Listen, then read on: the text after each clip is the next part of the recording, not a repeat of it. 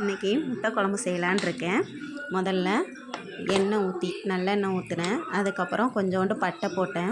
கொஞ்சமாக பெருஞ்சீரகம் போட்டு நல்லா கொஞ்சம் பொரியவும் வெங்காயம், மிளகாய், கருவேப்பிலை இதெல்லாம் நல்லா போட்டு முதல்ல வதக்கிட்டு, அதுக்கப்புறம் தக்காளி போட்டு கொஞ்சம் லைட்டாக வதக்கிட்டு உப்பு போட்டேன். உப்பு போட்டு அதுக்கப்புறம் மறுபடியும் நல்லா வதக்கிக்கிட்டேன்.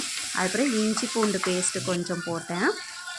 அதுவும் போட்டு நல்லா வதக்கிட்டு நல்லா வதங்கணும். நல்லா வதங்கினதுக்கப்புறம் தேங்காய் அரைச்சி வச்சுருந்தேன். நல்லா மையாக அரைச்சி வச்சுருந்தேன். அதை நல்லா எடுத்து ஊற்றிட்டு தண்ணியும் நல்லா நிறைய சேர்த்து நல்லா கிளறி விட்டுட்டு, அதுக்கப்புறம் மட்டன் மசாலா சேர்த்தேன். மட்டன் மசாலா 1½ ஸ்பூன் சேர்த்தேன். சில பேர் குழம்பு மசாலா சேர்ப்பாங்க. எனக்கு அப்படி சேர்த்து பழக்கம் இல்லை. அப்புறம் முட்டையை ஒரு கிண்ணத்தில் உடச்சி ஊற்றிட்டு அதுக்கப்புறம் ஊற்றினேன். ஏன்னா சில முட்டை கெட்டு போயிருக்கும், அதனால் உடச்சி ஊற்றிட்டு ஊற்றினேன். அது உள்ளே வந்து நல்லா அந்த கொதிக்கிற இடத்துல ஊற்றும் போது இன்னும் நல்லா வரும் வெந்து. அதுக்கப்புறம் இன்னொரு முட்டையில் கொஞ்சோண்டு மட்டன் மசாலா போட்டு கொஞ்சோண்டு உப்பு போட்டேன். அதை கவனிக்கலை. அதுக்கப்புறம் நல்லா கிளறிட்டு அதுக்கப்புறம் அந்த முட்டை குழம்புக்குள்ளே ஊற்றினேன்.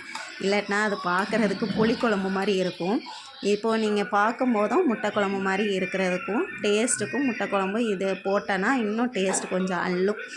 அதுக்கப்புறம் உப்பு மறுபடியும் கொஞ்சோண்டு உப்பு போட்டேன். ஏன்னா முட்டை போட்டிருக்கோம்ல, முட்டையில் உப்பு கொஞ்சம் சேர்ந்துருக்காது. அதனால் கொஞ்சோண்டு உப்பு போடணுமேன்ட்டு மறுபடியும் கொஞ்சோண்டு உப்பு போட்டுட்டு அதுக்கப்புறம் நல்லா கிளறிட்டு, நான் வந்து இறக்குறதுக்கு கொஞ்ச நேரத்துக்கு முன்னாடியே எப்போவுமே எங்கள் வீட்டில் மல்லி இலை போட்டுருவேன். இறக்குனதுக்கப்புறம் போட்டால் மேலே உள்ள மல்லித்தலையை பார்த்து என் பசங்க சாப்பிட மாட்டாங்க. அதனால் அதுக்கு முன்னாடியே போட்டு நல்லா முட்டை குழம்பு ரெடி.